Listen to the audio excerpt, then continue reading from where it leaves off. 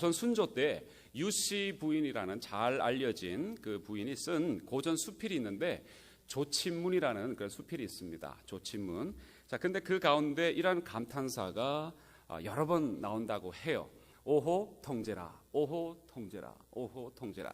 그리고 또 비슷한 말이 또 나옵니다. 거기에 오호 애제라, 오호 애제라, 오호 애제라. 자, 오호 통제라는 말은 우리말로 표현하면 뭐라고 얘기할 수 있겠습니까? 오호 통제라.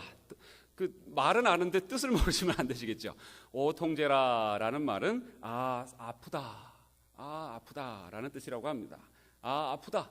우리는 보통 슬프다라고 생각할 때 오호 통제라라고 생각했는데 아프다라는 뜻이라고 합니다.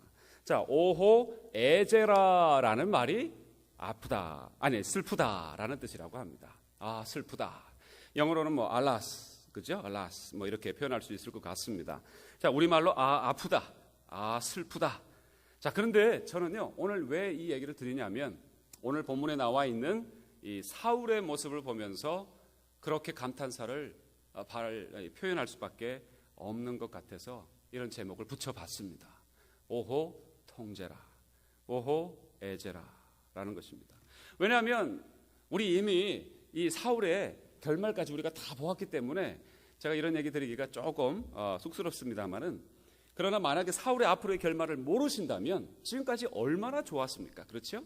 겸손하고 카리스마 넘치고 준수하고 참으로 그의 겸손과 그 챌린지 받고 또 암몬 나하스를 그렇게 무차별로 공격해서 단방에 이겨버리는 그 놀라운 승리, 백성들의 그의 마음을 한 번에 사로잡는 그의 그 카리스마적인 아름다운 멋있는 리더십, 보통 사람이 아니고 정말 멋진 모습이었던 것 같습니다.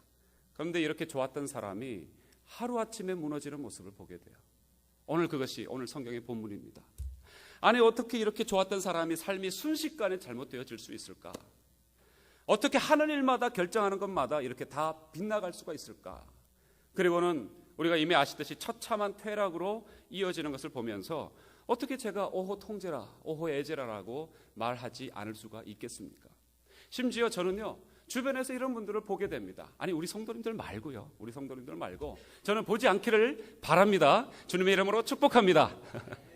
저와 여러분이 만날 때마다 할렐루야, 여호와 샬롬, 여호와 니시 이런 것들이 외쳐져야 할 줄로 믿습니다. 오호 통제라 이건 아니올시다합니다. 근데 두고 온 땅을 생각하면 오호 통제라, 오호 애제라라는 모습이 우리에게서 여기서 올라오는 그런 모습을 볼 때가 있어요. 정말 주변에 있는 삶을 보면서 정말 충분히 복 가운데, 행복 가운데 그 기쁨을 누릴 수 있는 사람인데 늘 하는 일마다 잘못된 결정과 잘못된 판단으로 잘못된 길을, 그 빗나가는 길을 가는 사람들을 보면서 안타깝지 않을 수가 없는 것입니다. 다시 한번 이 서두부터 제가 축복드리고 싶습니다. 우리의 삶은 오호 통제로, 오호 애제로 끝나지 않고 오히려 하나님이 승리하셨습니다. 할렐루야, 할렐루야. 네, 이런 은혜가 저는 있으시기를 분명히 믿고 기도하겠습니다. 정말 이런 은혜를 우리가 사모합니다. 그러면 왜 사울은 이렇게 무너졌냐 이거죠. 여러분, 이미 우리가 큐티 시간을 통해서 또는 우리 성경 통독 시간을 통해서 몇 가지 메시지를 아마 이미 받으신 줄로 알지만, 그러나 오늘 분명히 이것을 다시 한번 확인해야 할 것 같습니다. 그렇게 잘 나가던 사울이 한 방에 무너지는 그 이유가 무엇일까? 도대체 왜 그가 망가졌을까? 그 이유가 무엇이냐 이 말입니다. 자, 첫 번째는요, 우선 그의 선택과 결정이 잘못됐던 것을 보게 됩니다. 뭐가 잘못됐다고요? 그의 선택, 그의 결정이 잘못되었음을 볼 수 있습니다. 여러분, 뭘 잘못 결정했습니까? 사울이 뭘 잘못 선택했나요?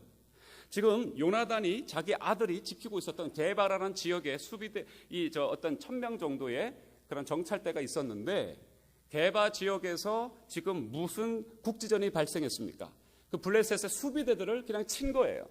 수비대들을 그냥 이렇게 나름대로 자기들의 진영을 이렇게 옹호하고 있었는데, 갑자기 요나단의 그 몇 명이 그 병력들이 들어가서 그 수비대를 치고는 들어온 것입니다. 근데 그 소식을 본 진영에서 알게 되어서 지금은 이제는 새까맣게 몰려온 것이에요. 아니, 우리를 건드려 하면서 수많은 블레셋 군대들이 마치 인산인해 중공군, 우리 북한 그 마지막에 그 두만강에서 그 중공군을 본 것처럼 그렇게 인산인해로 몰려온 것입니다.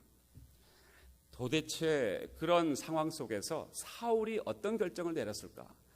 잘못된 거죠. 그러면 빨리 그것을 수습하기 위해서 입막음을 하기 위해서 또는 어떤 다른 방책을 썼어야 되는데 사울은 잘못된 결정을 하고 맙니다. 어떤 결정을 합니까? 그래?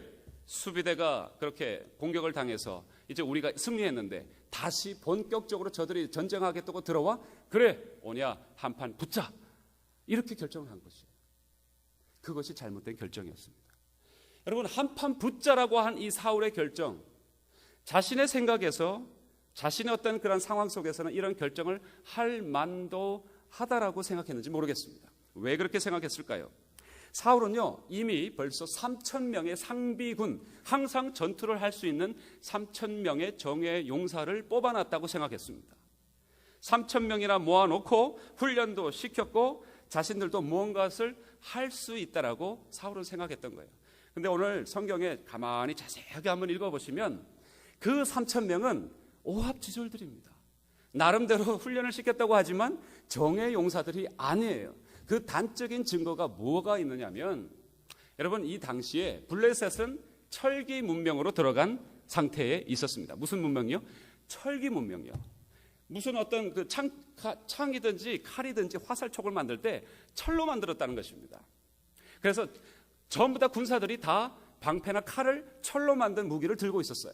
그런데 이 이스라엘 백성들은 어떤 상태에 있다고요? 철기 문명으로 아직 들어가지 않은 상태에 있습니다.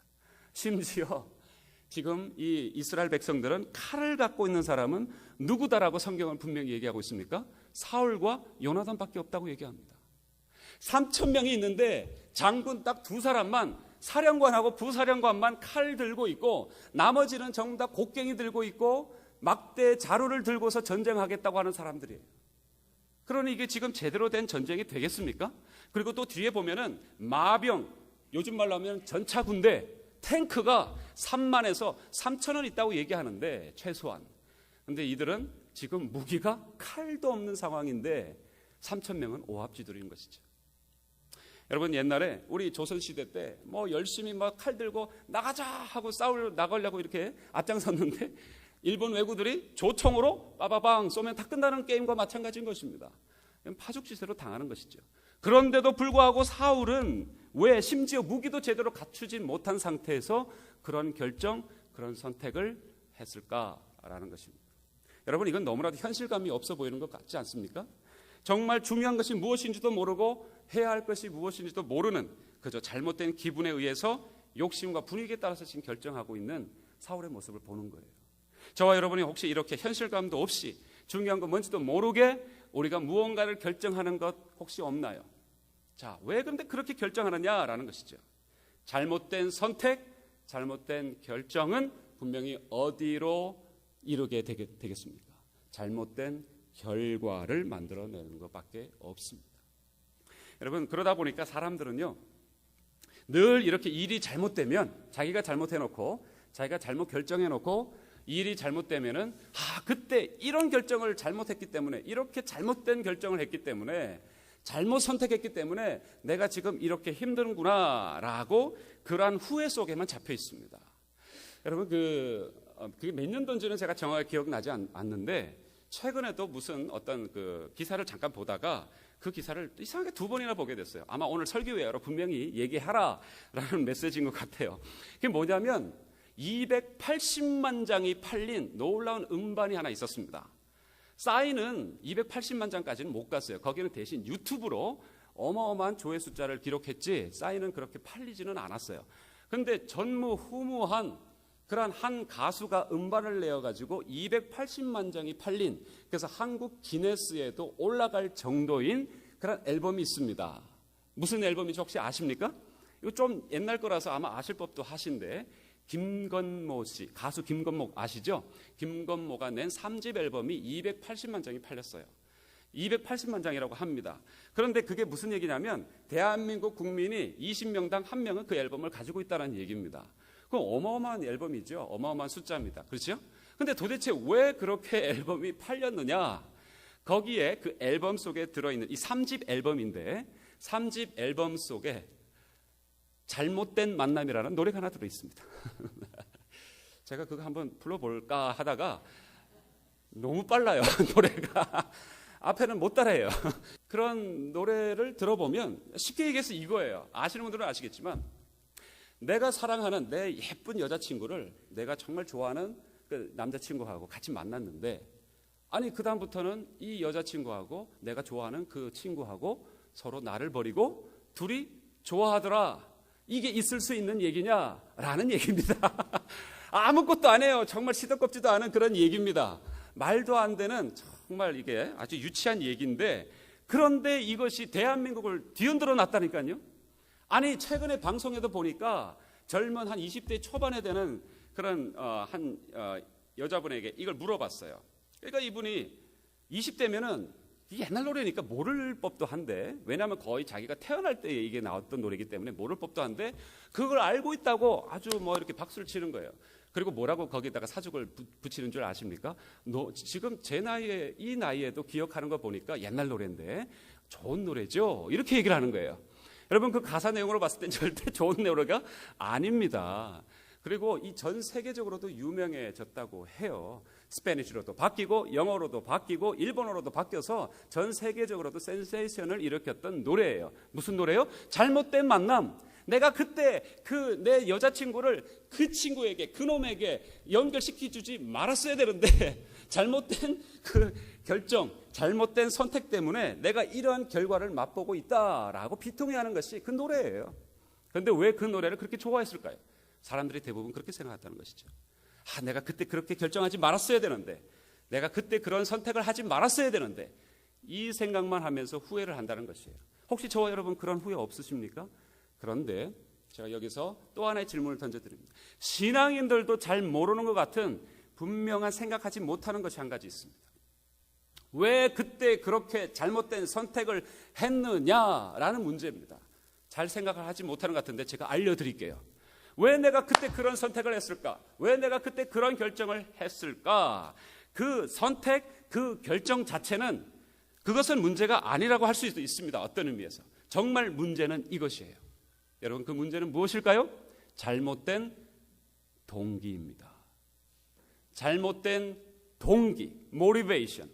잘못된 그 동기 때문에 잘못된 결정, 잘못된 선택을 하게 되었다라는 것을 간과해버립니다.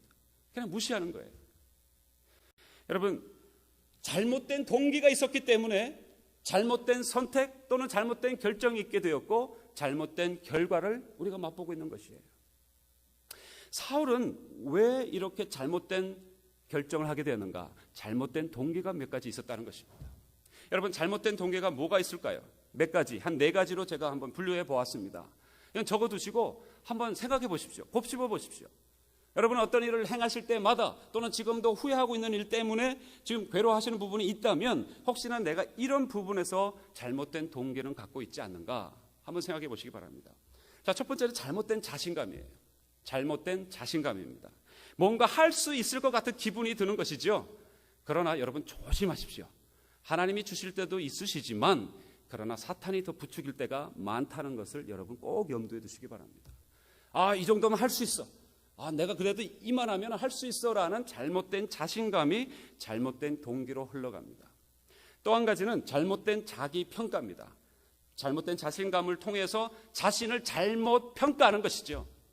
이만하면 내가 되지 않았을까라는 스스로를 너무 높게 평가하거나 아니면 반대로 충분히 할 수 있는데도 하나님이 하라고 하시는데도 불구하고 나는 못해라고 오히려 자신을 낮게 평가하거나 둘 다 잘못된 동기로 흘러가게 됩니다. 그 다음에 잘못된 개성이 있습니다. 이게 무슨 뜻일까요? 나는 남들하고 달라라는 것이죠. 뭐 다르긴 달라요. 다 똑같은데. 여러분 나는 달라 하면서 뭔가 하나를 하더라도 좀 튀려고 하는 분들이 있으세요. 이것 때문에 다른 것을 보여주고 싶다라는 것 때문에 잘못된 결정을 내리기가 쉽습니다. 또 한 가지가 있습니다. 잘못된 욕심이죠. 이것이 아마 가장 클 것입니다. 왜 그럴까요? 자기가 얻을 수 있는 것이 분명히 아닌데도 불구하고 그 욕심, 탐심 때문에 그러한 잘못된 동기가 잘못된 선택을 하게 되는 것입니다. 여러분 사울을 보십시오. 왜 그런 결정을 했다고요? 제가 1절부터 15절까지 그렇게 장황하게 길게 읽은 이유가 있습니다. 그 내용들을 하나하나 성경은 다 고발해주고 있는 거예요. 3,000명이나 훈련시켰으니 이제 되었다. 그리고 이제 왕이 되었는지 2년이나 됐으니까 나도 이제 왕이 무엇인지를 알고, 또 나스를 분명히 지난주에 봤듯이 격파했지 않습니까? 전쟁에서도 이겼고 내가 뭔가 말을 하면 사람들도 동원이 되고, 이런 잘못된 자신감, 그리고 뭔가 이제 더 큰 일을 해보고 싶은 그러한 동기가, 잘못된 동기가 그에게 잘못된 자기 평가라는 동기가 그에게 역사하게 된 것이죠. 그래서 그런 결정을 내리게 된 것입니다. 그의 결정이 뭐였다고요? 이 정도 됐으니 되지 않았을까 하면서 뭐라고 얘기합니까? 그래, 오냐, 한판 붙어봐 라고 하는 것이죠. 그러나 그것은 분명히 잘못된 동기에서 나온 것이었습니다. 비록 그가 왕이 되었지만 2년이나 치료했지만, 그리고 나이도 이제 어느 정도 먹었지만, 원숙한 나이가 되었지만, 그리고 이 정도면은 나도 뭔가 할 수 있는 단계에 와 있다고 생각을 했겠지만, 그러나 그것은 하나님이 원하시는 그런 순수한 동기가 아니었다라는 것입니다. 여러분, 자기 힘으로, 이 사울이 스스로 자기 힘으로 뭔가 한 적이 있습니까? 없어요. 지금까지 하나님이 일방적으로 인도해 주신 것입니다. 그런데도 불구하고 그것은 새카맣게 잊어버리고 내가 이루었다고 생각하면서 자기 기만 속에, 잘못된 자신감 속에, 잘못된 자기 평가 속에, 잘못된 개성을 드러내고 욕심을 드러내고 있는 이러한 모습을 사울에게서 보는 것입니다. 여러분, 이 헛된 메시지가 나오게 된 그 마음의 상태가 뭔지를 아십니까? 왜 이러한 생각을 하게 됐을까요? 왜 사울이 이런 생각을 하게 됐을까요? 여러분, 이것을 한마디로 하나님 없이도 내가 할 수 있겠다라는 생각이죠. 이만큼 해봤으니까 내가 말 한마디 하면은 사람들이 모이고 전쟁도 이겨봤고 3,000명도 있고, 그리고 내가 이 정도면은 뭔가를 해야 될 시점도 아니겠는가 하면서 하나님 없이 자신이 먼저 나간 것입니다. 여러분, 블레셋과 전면전이 벌어지는 그 순간까지도 사울은요, 성경은 분명히 똑똑하게 들려주지만 한 번도 기도한 적 없다라고 성경은 기록하고 있습니다. 기도한 적 없어요. 다른 말로 바꿔볼까요? 한 번도 사울의 마음속에는 하나님을 온전히 인정하는 마음이 그에게는 없었다는 것입니다. 여러분, 이것은요, 이런 것으로 바꿔볼 수 있습니다. 아담과 하와가 똑같은 범죄를 시작한 것이에요. 이것이 원죄입니다. 모든 것이 다 갖춰져 있어요. 그래서 이제 뭔가 할 수 있겠구나. 근데 그때 사탄이 들어와서 너 하나님처럼 될 수 있다라고 얘기하죠. 그래서 아담과 하와는 그 하나님이 원하시는 것을 뒤로 한 채 자신들이 원하는 그 사단이 부추긴 것을 통해서 범죄하게 되는 것. 그러나 여러분 꼭 기억하십시오. 이건 과거 얘기가 아닙니다. 오늘날 우리에게도 일어나고 있는 선악과 사건입니다. 얼마나 하나님 앞에서 우리가 선악과를 따먹으려고 노력하고 있는지요. 여러분, 이건 이런 것이에요. 이 타락의 이야기는 오늘도 우리에게 있는 것입니다. 옛날 과거에 있었던, 고대 시대에 있었던 사건이 아니에요. 요즘 말로 이렇게 표현해 볼 수 있을 것 같습니다. 무언가 조금만 되면, 무엇을 조금만 가지고 있으면, 얄팍한 지식이라도 우리에게 조금만 있으면, 경험이라도 있으면, 누가 조금만 부추기면 이내 하나님 없이도 우리가 할 수 있다고 생각하지 않습니까? 우리가 뭔가 경험하면 그것이 다라고 생각해요. 여러분, 경험 많이 하신 분일수록 하나님과 거리가 더 멀게 될 가능성이 많다는 얘기입니다. 오히려 우리의 무경험이 오히려 은혜일 수도 있어요. 모르니까 하나님 앞에 구하죠. 내가 아는 것 하나도 없고 가진 것 없으니까 하나님 도와주셔야 됩니다라고 나오게 되죠. 그러나 우리가 뭔가 있고 경험도 했고 사람도 주변에 많고 부추기는 사람들까지 있으면, 당신 뭔가 이제 이맘쯤 되면 너 뭔가 한번 좀 찔러봐야 되지 않아? 라고 하면, 그래? 내가 이쯤 됐지, 나이도 됐고 뭐 해야 되지 않을까? 여러분, 그러나 똑똑히 들으십시오. 하나님이 허락하셨는지, 하나님 앞에 먼저 기도하셨는지, 오늘 새벽에도 말씀드렸지만 하나님 앞에, 오늘 새벽에 얘기했던 거 한 번 더 말씀드리겠습니다. 400일 기도하시고 나가실 수 있기를 주님의 이름으로 축복합니다. 우리 새벽에 안 나오셨으면 무슨 얘기인지 모르실 텐데, 400대 1이에요. 거짓 선지자들 400이 전쟁에 나가면 승리한다 했지만 분명히 한 명 미가야 선지자만 당신은 나가면 죽습니다라고 얘기했지 않습니까? 근데 욕심 때문에 한 명의 얘기를 듣지 않고 400명 얘기를 들어서 쫄딱 망할 뿐만 아니라 그 자리에서 전사하게 되는 아합의 모습, 그렇죠? 똑같습니다. 저와 여러분이 무언가를 했다라고 생각하고 무언가를 가지고 있다고 생각하고 무언가를 좀 안다고 생각하면 오히려 저와 여러분이 더 하나님 앞에 주님, 이것은 하나님의 은혜로 주신 것이니 이건 다 내려놓고 오늘 이 시간 내가 어디로 가기를 원하십니까? 하나님 앞에 무릎 꿇는 저와 여러분 될 수 있기를 주님으로 축복합니다. 그게 신앙이에요. 여기서 떨어지게 되면 우리는 사울과 같은 모습이 될 수 있다는 것 놓치지 마시기 바랍니다. 이거는요, 그 교만 정도가 아니라 내가 하나님이다라는 것이에요. 여러분, 성경을 통틀어서 사울은 2번밖에 하나님 앞에 묻지 않습니다. 근데 그것도요, 어쩔 수 없어서 묻는 거예요. 정말 묻는 모습이 아닌 것을 우리가 보게 됩니다. 잘못된 결정, 잘못된 선택은 어디서 나왔다고요? 잘못된 동기, 즉 내면에서 나온 것입니다. 이 내면의 상태를 바꾸지 않으면 아무리 어떤 선택을 한다 할지라도 우리는 똑같은 결과를 만날 수밖에 없는 것입니다. 그리고 우리의 동기를 하나님 앞에 철저하게 검증받고 하나님 앞에 다시 한번 세워지는 그런 은혜를 입으시기를 축복합니다. 여러분, 그러면 잘못된 이런 동기에서 나온 선택, 이 2가지의 잘못으로 인해서 삶이 다 망가지고 끝나버립니까? 그렇지 않습니다. 우리의 삶은 그렇게 단순하지가 않습니다. 하나님이 기회를 주시는 거예요. 설사 잘못된 동기로 잘못된 선택을 했다 할지라도 하나님이 우리에게 한 번에 더 기회를 주십니다. 바른 수습을 하라는 것이죠. 그런데 사울은 그러지 못했어요. 그래서 오호 통제라, 오호 에제라라고 우리가 얘기할 수밖에 없는 것이에요. 사울이 왜 잘못 수습했을까? 어떤 모습으로 수습했습니까? 여러분, 이미 다 아시는 내용이니까 거두절미하고 이렇게 말씀드릴게요. 사울이 스스로 뭔가를 또 해보겠다고 번제와 화목제를 사무엘을 기다리지 못하고 자신이 드려버리는 그런 모습을 우리에게 보여줍니다. 이 내용은 여러분이 저와 여러분이 잘 아실 것입니다. 위급하고 절박하니까 그 수많은 그런 블레셋 군사들 앞에서 이 나와서 전쟁하겠다고 한 이스라엘 백성들이 지금 슬그머니 다 어떻게 돼요? 야, 우리 성경은요 너무너무 노골적이세요. 우리 편이 아니다 할 정도로 너무나도 막 이렇게 밝혀 이렇게 다 이렇게 우리에게 보여주시는 그런 모습을 보게 됩니다. 아니, 그냥 이스라엘 백성들이 위급해서 도망갔더라 해도 정말 우리가 수치스러울 텐데 성경은 어떻게 표현하고 있습니까? 우리 6절 한번 보시죠. 6절 7절요. 제가 대독해 드릴게요. 이스라엘 사람들이 위급함을 보고 어떻게 합니까? 절박하여 굴과 수풀과 바위 틈과 은밀한 곳과 웅덩이에 숨으며 어떤 히브리 사람들은 요단을 건너 갓과 길르앗 땅으로 가되라고 표현하고 있습니다. 심지어 막 굴 속에 바위 틈 속에 막 샅샅이 아주 뭐 개미들 들어가듯이 다 숨어 들어갔다라고 성경은 얘기해주고 있는 거예요. 자, 이런 상황이 되자 사울은 더 이상 기다릴 수 없어서 제사를 드립니다. 쉽게 얘기해서 예배를 드렸다는 것입니다. 그런데도 너무나도 안타까운 것은 그 예배를 드리자마자 사무엘이 바로 나타났다는 것입니다. 꼭 말씀은 이래요. 그냥 예배를 드리기 전에 사무엘이 나타났으면 얼마나 좋았겠습니까?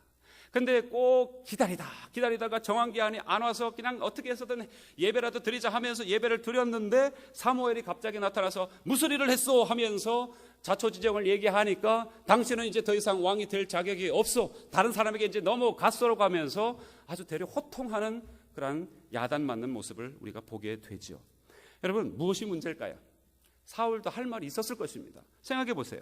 막상 전쟁을 하려고 하니까 보통 군대가 몰려온 것도 아니고 저들은 엄청나게 많고 우리 백성들은 쥐새끼들처럼 다 숨어버리고 그리고는 점점 도망해서 이제는 숫자가 점점 줄어가고 이렇게 하다가는 아예 전쟁은커녕 부딪히지도 못한 채 우리는 끝날 것이다라고 생각해서 그리고 기다리고 또 기다렸는데도 당신이 오지 않아서 그래서 내가 이렇게 예배를 드려야 될 것 같고 가만 생각해 보니까 하나님 앞에 기도하지도 못한 것 같고 그래서 예배를 드렸습니다. 왜요? 뭐가 잘못됐습니까? 아마 이런 항고의 내용인지도 모르겠습니다.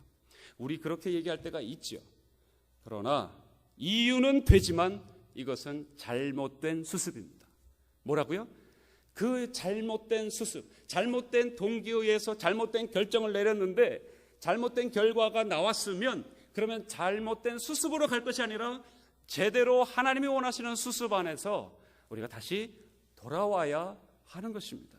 그런데 잘못된 수습을 한 것이에요. 오늘 제가 두 가지만 말씀드립니다. 잘못된 수습이 무엇이었냐라는 것입니다. 저와 여러분이 흔하게 주님 앞에서 실수하고 범죄하고 돌이키지 못하는 두 가지 이유가 있습니다. 첫 번째는 이것입니다.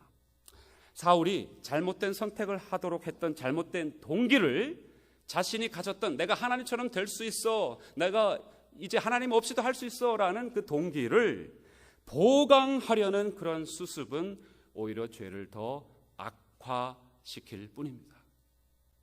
여러분 무슨 얘기인지 잘 들어보십시오. 무엇이 문제입니까? 지금 하나님 앞에 분리된 채 있지 않습니까? 내가 하나님 없이도 할 수 있다라고 생각했던, 다시 얘기해서 하나님과 분리된 상황이 있지 않습니까? 그러면 여기에서 잘못된 수습이 아닌 정말 하나님이 원하시는 제대로 된 수습은 어떤 모습일까요? 회개인 줄로 믿습니다. 자복인 줄로 믿습니다. 다시 돌이킴인 줄로 믿습니다. 내가 하나님 없이 내가 이렇게 이 자리까지 나와버렸습니다. 돌이킵니다. 자복합니다. 참회합니다. 회개합니다.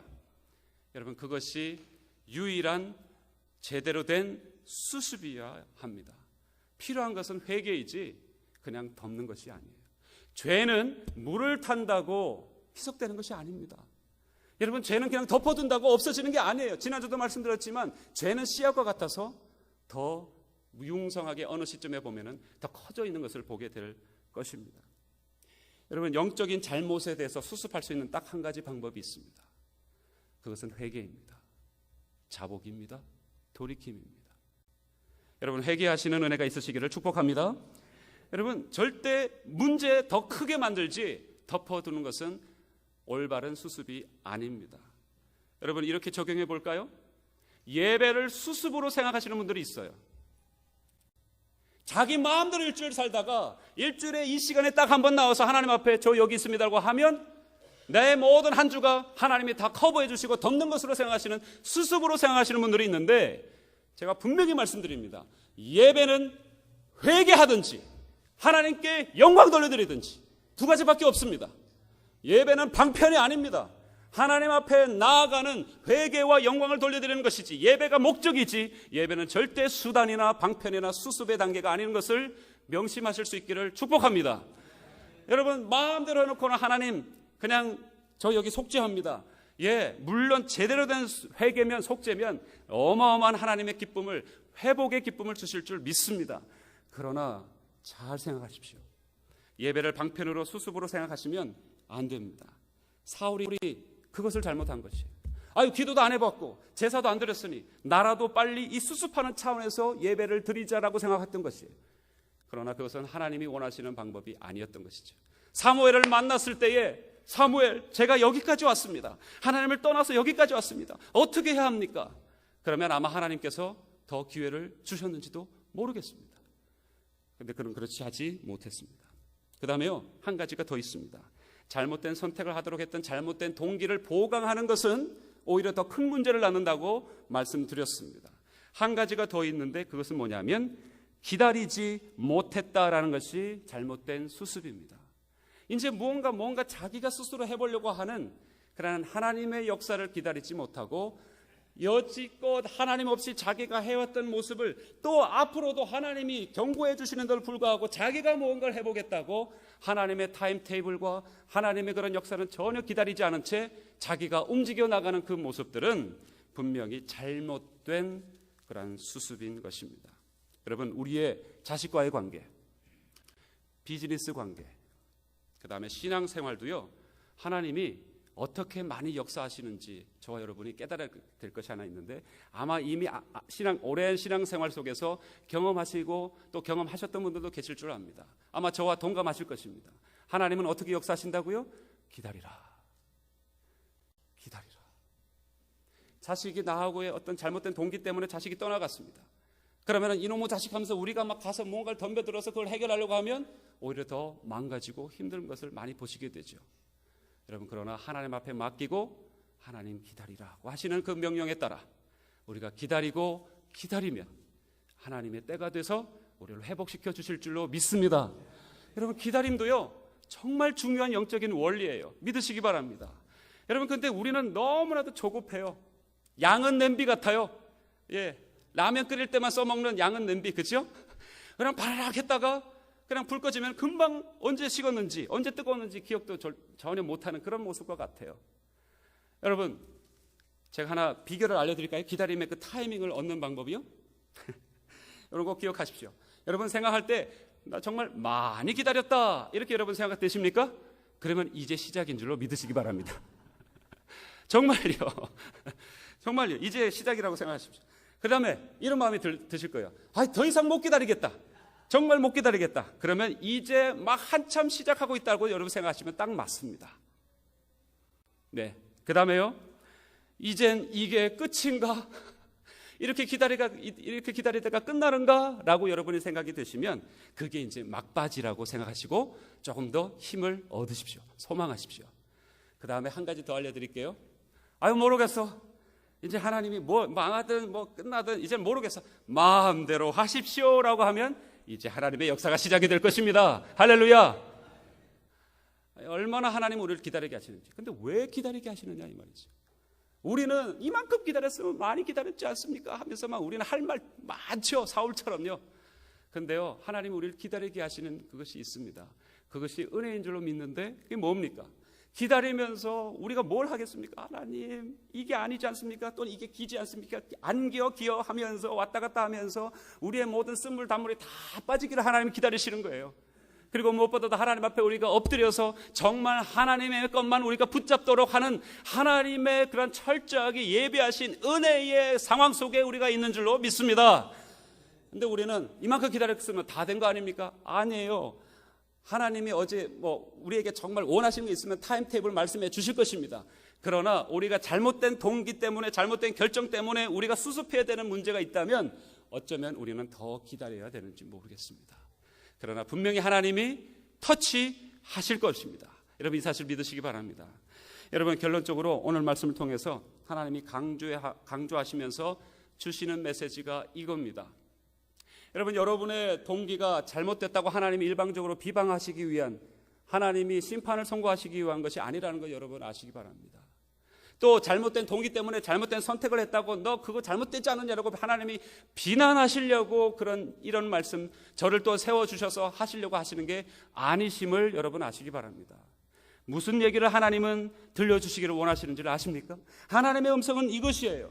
비록 잘못된 동기를 가지고 잘못된 선택을 하고 잘못된 결정을 했다 하더라도 이 시간 바로 수습하기만 하면 하나님 앞에서 때를 기다리고 또 하나님이 우리의 삶을 다시 붙잡아 주시기를, 그래서 바른 하나님이 원하시는 수습을 하기를 여러분이 원하신다면 모든 것을 하나님은 충분히 바꾸시고도 남음이 있다라고 우리에게 주시는 메시지인 줄로 믿습니다. 여러분 그 사실을 붙잡으셔야 돼요. 우리의 삶이 뒤죽박죽 섞여버렸습니까? 이제는 고치고 싶어도 이제는 더 이상 고칠 수 있는 그런 정도가 아니라고 생각되십니까? 하나님에게는 불가능이 없는 줄로 믿습니다. 하나님 모든 것 다 가능하십니다. 하나님 지금도 회복의 능사이시고 반전의 드라마의 주인공이시고 그 모든 히스토리를 지금도 역사하시고 역전의 용사인 줄로 믿습니다. 우리가 바른 수습을 하게 되면 그렇습니다. 하나님의 메시지는 이런 것입니다.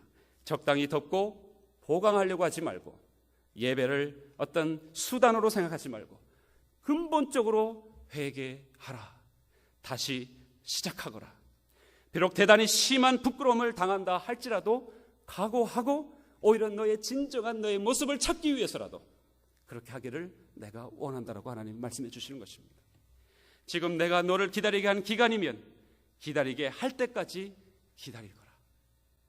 결코 자기 시간표에 의해서 조급하게 무엇을 하지 말고 기다리면 내가 너의 모든 상황을 만져서 회복시키리라.